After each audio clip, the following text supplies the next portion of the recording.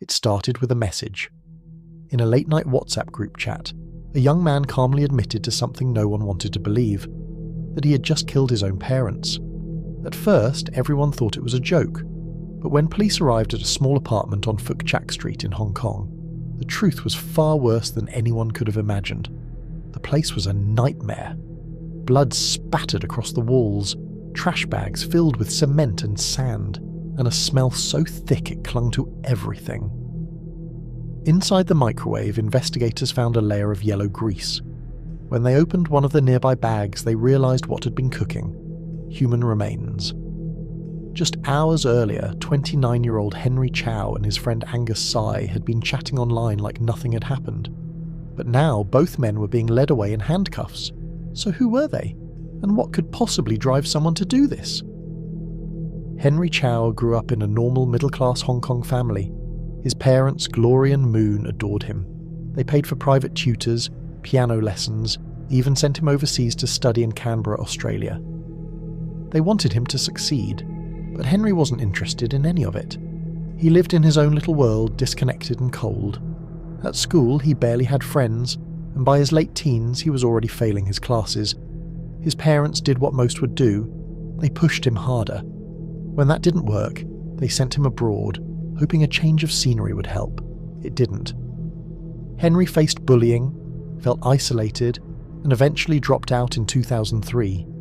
He lied to his parents about graduating, but the truth surfaced fast. They were disappointed but still tried to help, enrolling him again in a Hong Kong university. That failed too. From then on, Henry withdrew from reality, turning to online games and living life through a screen. He told online friends he believed he was a psychopath. His profile pictures were often Adolf Hitler. He alienated everyone around him, including a girlfriend he abandoned after she became pregnant. Henry didn't just avoid responsibility, he ran from it entirely. By his late 20s, Henry had bounced from job to job, never lasting long. He lived off his parents' money, spending freely despite having no income. He was arrogant and pretentious, the kind of person who looked down on others while depending on them completely. That's when he met Angus Tsai, a gentle, kind man from Macau. Angus was the opposite of Henry. Soft-spoken, loyal, and unfortunately very easy to manipulate. His life hadn't been easy either. He'd been betrayed by women he loved, scammed out of money, and after several suicide attempts, he wasn't mentally well. Henry saw that weakness and took advantage of it. By early 2013, Henry's relationship with his parents had collapsed. They were fed up with supporting their lazy, unemployed son and told him to move out. Henry didn't take it well. During one explosive argument, he even suggested they sell their apartment and split the money 3 ways, 1/3 for him. They refused, of course. Furious, Henry stormed out, cut contact, and began plotting revenge. Over the next few weeks, he convinced Angus to help him. He told his friend he needed to resolve things with his parents once and for all. When Angus hesitated, Henry threatened to kill his mother if he refused. Out of fear and dependency, Angus agreed. Henry began buying supplies: knives, a cooker, 2 refrigerators, and even a microwave. On March 1st, 2013, he invited his parents to Angus's apartment under the pretense of lunch. What happened next was horrifying. When Glory and Moon arrived, Henry attacked them. He stabbed his father in the neck and helped slash his mother's throat. Afterward, the 2 men dismembered the bodies. The limbs were packed into trash bags. The remains were cooked, salted, and stored in hundreds of styrofoam lunchboxes. Both heads were found later, one in each fridge. For days, Henry acted as though nothing had happened. When his brother grew suspicious about their parents' disappearance, Henry claimed they'd gone on holiday to China. He even gave a fake interview to the media, begging for information. 我冇收到綁架電話啊，又成咁，所以我哋喺度諗，即係如果按翻佢自己嘅習性嚟講，佢會唔會行下山？ But the lie fell apart fast.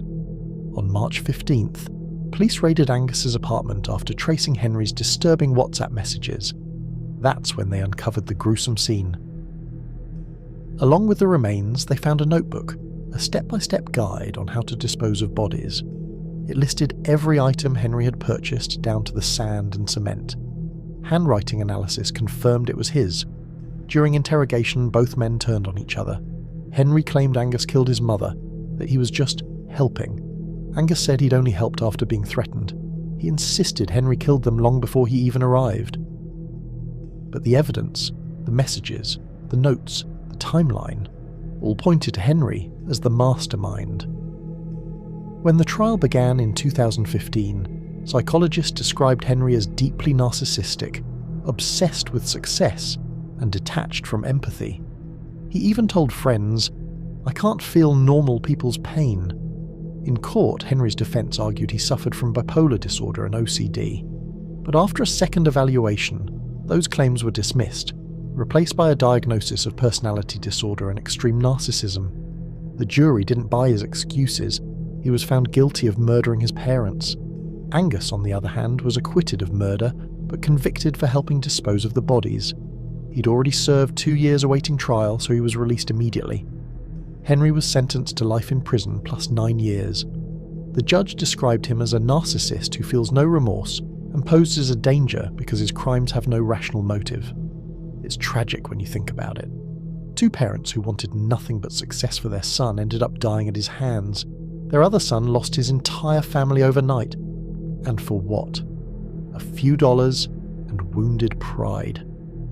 Henry believed killing his parents would somehow rebirth him, that it would free him from his failures. Instead, it cemented his legacy as one of Hong Kong's most chilling murderers, a man so lost in his own ego that he saw the people who loved him most as disposable.